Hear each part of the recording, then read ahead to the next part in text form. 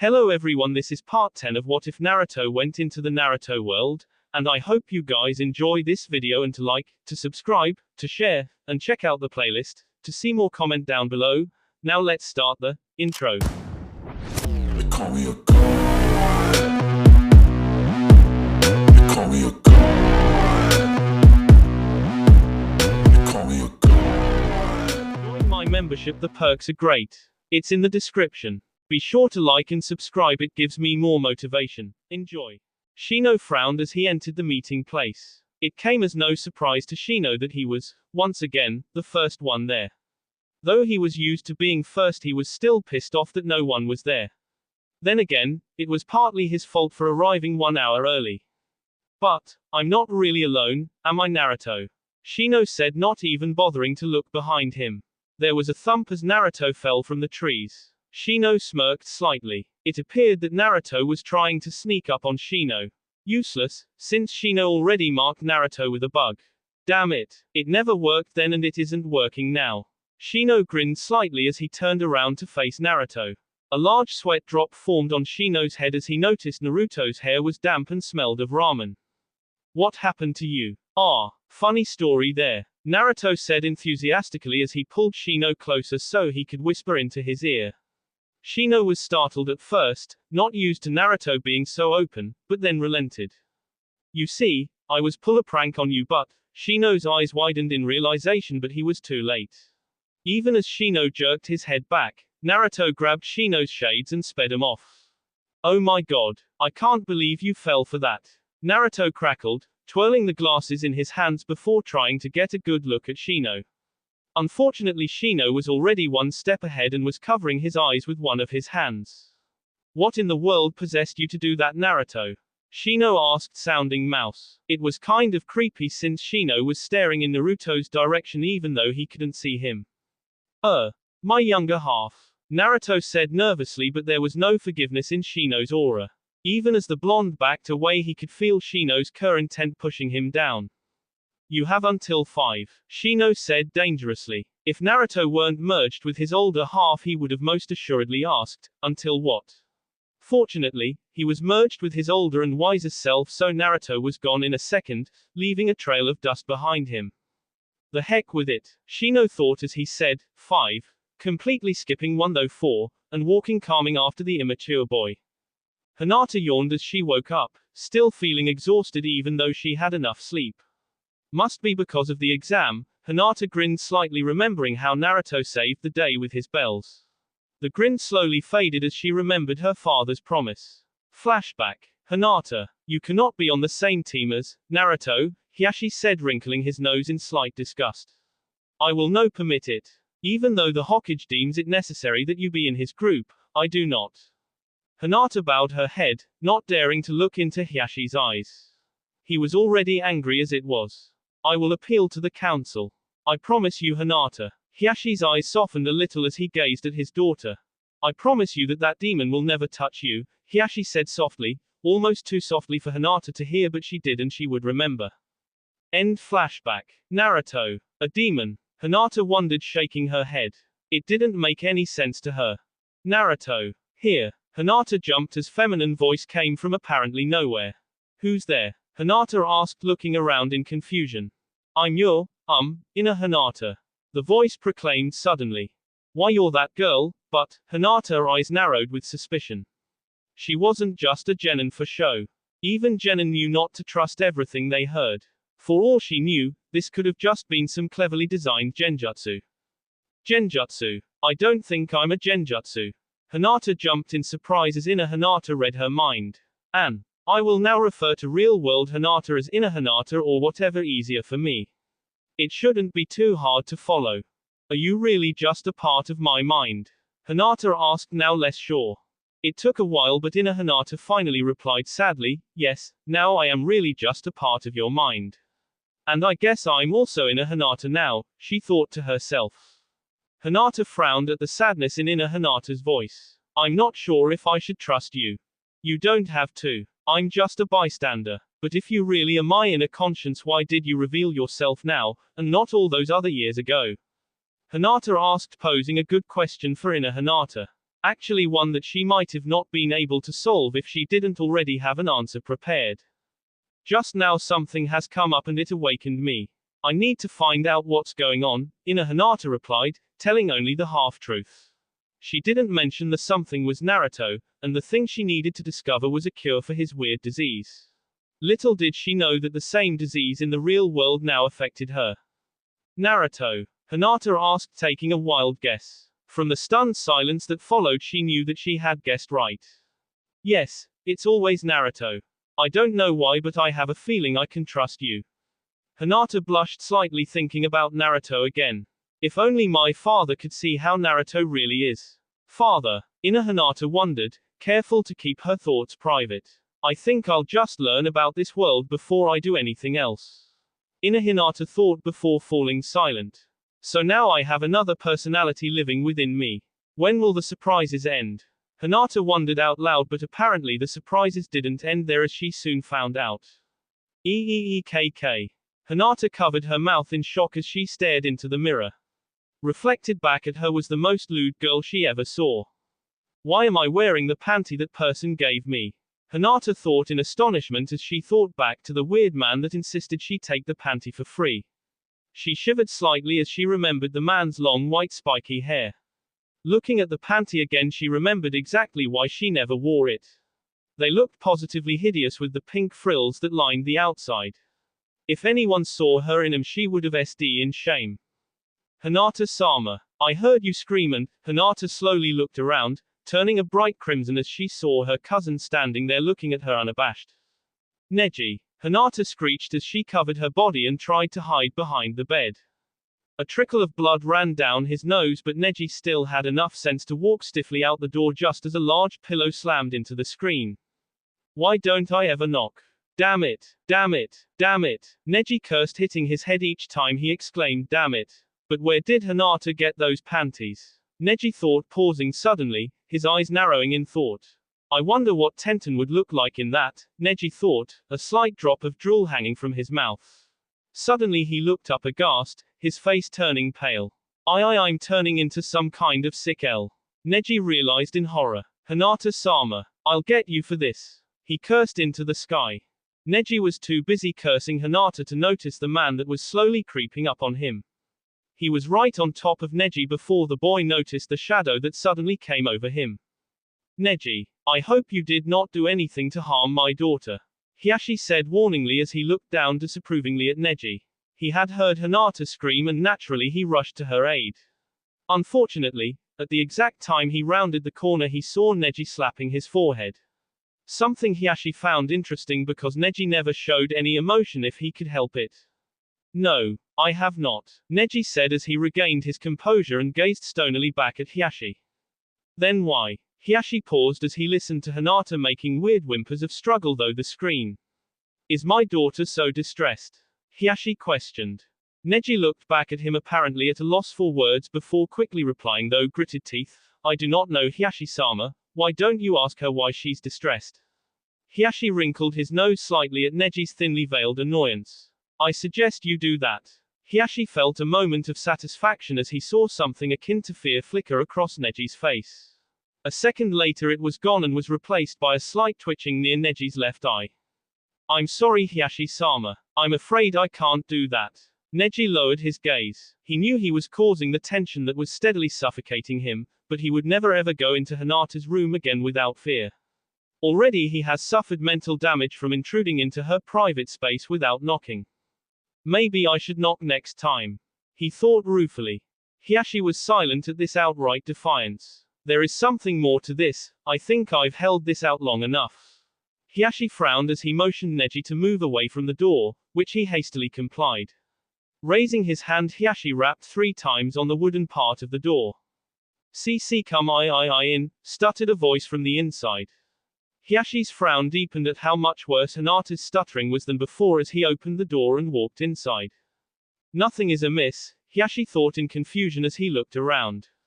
Bending over he picked up the pillow that was next to the door. Other than the pillow nothing looked out of place. Hiashi's eyes slowly widened with surprise as he saw the panty that was lying on top of the bed. Hinata followed Hiashi's stare and her eyes widened even more than her father's. What is this? Hiyashi asked, his voice trembling with anger as he walked over to the bed to examine the panties even further. I don't remember, I'd never. Hiyashi couldn't even think straight with the amount of anger clouding his mind. If there were anything that could get a father riled up, it would be a boyfriend. That, or a pair of revealing panties that he never bought. I. Hinata temporarily suffered from brain freeze and fell silent, looking as if she would s from shame. I can help. Inner Hinata sudden piped up. What? Hinata asked, her voice even shaking in her own mind. Let me take control for a little while. I promise you, I'll make things better. Inner Hinata urged. Hinata wasn't in any condition to argue, so it only took a second before Inner Hinata was suddenly in control. There is a simple explanation for all of this. Hinata said coolly, her voice suddenly carrying strength that was only hidden deeply within herself, if only Hinata could drag it out herself. Hiyashi looked at Hinata in surprise, his anger temporarily forgotten at how firm his daughter's voice was. Hinata took a deep breath before staring hard Hiyashi. Just like facing down my father when he found, Hinata flushed red at the memory but then quickly shook her head. No time for that. That panty is not mine. Somewhere outside she heard Neji fall onto the floor in disbelief but she ignored him. This worked on her real father and it would work again. You mean to tell me that this thing, Hiyashi looked over at the lewd panty in disgust, is not yours, and you just happened to find them in your room? Hiyashi asked. Disbelief practically emanated from him and he looked as intimidating as he possible could, which is pretty damn intimidating. In reality he was surprised Hinata could stand up to him for so long. I may have been wrong about you. Yes, Hinata said resolutely. After a few minutes it became apparent to Hiyashi that Hinata wasn't about to back down. Fine then. Hiyashi sighed before waving at the panties. Just get it out of my sight. Nodding stiffly, Hinata walked over to the panties and stuffed them back into the drawers. I have something else to inform you of, Hiyashi said while Hinata was still busy stuffing her cloth away. You will not. Hiyashi paused, apparently trying to force the words from his mouth. You will not be changing teams, Hiyashi said, struggling with the words and looking livid with anger. Hinata just stared at Hiyashi with confusion, which increased when she heard her younger counterpart cry out loud in happiness. Strangely enough she felt jubilation sweep through her body and made her want to dance. Something that felt weird after days of sadness and single-minded determination. But I have not given up, do not forget who you are, Hiyashi said before he turned around proceeded to the door. Right when he reached the door he paused. Oh, and by the way, I am content with your new change, Hiyashi said without turning around before he walked out the door. Neji stared at Hiyashi as he walked out the door. Hiyashi said nothing to Neji, but after years of honing his Byakugan Neji could see the satisfaction in his eyes. You're amazing, Hinata said awed as Inner Hinata materialized in front of her. The older Hinata smiled shyly and shrugged. It was nothing, I learned that the only way to deal with my dad is to be strong with him rather than shy. Inner Hinata said. Her sad excuse for a father wasn't exactly the best comparison to Hiyashi, but before her mother SD, he used to always encourage her to be more self-confident. She took that to heart even when he confronted her with more sensitive matters. Like the time where he found the condom she received from S-Education. I'm intimidated by him, Hinata said looking at the ground with shame. She suddenly lifted her head in surprise as she felt her older self put an encouraging hand on her shoulders. Don't worry, he's kind of intimidating I know, but he's your. Inner Hinata paused before correcting herself. Our father. Why yes, Hinata said before smiling at her older self. I think I can really trust you. And you are the only one I can trust here. Inner Hinata replied softly before smiling. What did our father mean by not switching teams? Immediately Hinata's face brightened up even more till she was positively beaming. We get to stay with Naruto, she cried happily as an explanation. Naruto? Inner Hinata asked, suddenly breathless as she looked at Hinata with wide eyes. She could hardly believe her ears. Not even a day has passed where she hadn't thought of Naruto. Why, you don't mean Naruto Uzumaki? Inner Hinata asked, hoping dearly she hadn't misheard Hinata. Hinata's eyes narrowed in confusion. You mean Uzumaki Naruto, right? Inner Hinata nodded, although a little slowly. Can we go see him? Inner Hinata asked. Oh okay, Hinata said, looking a lot less enthusiastic at the prospect of meeting her crush face to face. We have to meet him anyways. I would like to meet Naruto, Hinata mumbled almost timidly. Hinata's eyes narrowed in confusion, but she nodded. I guess we really are the same, we both love Naruto. Okay then. Let's go meet Naruto. Uzumaki Hiroko was miserable, and if Jin didn't offer her a respite once in a while she would have already gone crazy. The only thing keeping her going was the thought of Naruto. I have to survive, for Naruto, Hiroko thought as she rocked back and forth in the miserable cell. Why? What is this boy to you? Hiroko nearly jumped out of her own skin before calming down. It was only Jin. She never spoke much. The only times Jin ever spoke was to let her know she was going to switch consciousness. The first time it happened it gave Hiroko quite a shock, but the next few times Hiroko got used to it. Though, now Hiroko wasn't talking about switching in. She was actually starting a conversation. He's my son. I have to survive. Hiroko thought slowly, careful not to do anything wrong. She still didn't know anything about Jin. The only thing she was aware of was that Jin was very powerful, someone that was considered dangerous enough to be kept in a cage for years. But why survive? He does not need you. Jin replied curtly, sounding curious but confused. I have to. We're the only ones left in the family. I can't let myself s. I need to survive for Naruto. Hiroko exclaimed, but there was only silence. Somehow Hiroko knew she was only confusing Jin even more. What bonds keep you two together? We are connected by our souls. We are different. You are this boy's mother. There is nothing keeping you to him. Jin reasoned with a detachment that could match a computer. You never had a mother, Hiroko realized as she felt a sudden surge of sympathy for the mysterious girl. Apparently this emotion didn't bode well with Jin. So what? I never had a mother or a father. Jin said frostily, clamming up once more. I do not remember them nor do I need them. This cage is. The girl suddenly fell silent, one of the few rare moments where the girl showed her true emotions. Jin continued, her voice slightly cracking, this cage is all that I know. Love, Hiroko said suddenly. Love, that is the bond holding Naruto and me together. Love, Jin asked, sounding mildly interested. Maybe one day someone could show you, but I am not allowed. I'm sorry, Hiroko said, remembering her promise with the death god. She felt her heart tearing in half, even as she denied the one thing that may have helped this girl. Although she knew Jin didn't understand, it didn't make her feel any better. Damn you, death god, damn you. Hiroko cursed silently, hoping that the death god wouldn't hear her. Maybe one day I will understand, but for now we switch. Jin said before Hiroko was swallowed up by the darkness, and drifted into the sweet embrace of unconsciousness. As the fluffy white clouds floated slowly by, a pineapple-haired boy yawned. That one kind of looks like a rabbit, he thought amused, as he raised his hand to trace the shape of the cloud. Suddenly there was a crash to his left, and out of the corner of Shikamaru's eyes he saw an orange blur shoot out of the undergrowth. Naruto, the boy thought in exasperation as Naruto suddenly stuck his head over his head and started yelling. It took him a while to actually focus on the blonde, but eventually Naruto's blabbering started to make sense. You gotta help me, Shikamaru. Come on, be a pal. What are you talking about? Shikamaru asked irritably. Naruto's head was blocking his view of the clouds. It's Shino. He's gone crazy and he's out for my blood. Naruto whined, looking pitifully at Shikamaru. Seeing Shikamaru's indifferent gaze, Naruto thought, I hope he doesn't say anything like it's too troublesome. Hey, it's too troublesome to get up. Naruto's face faltered, anime style.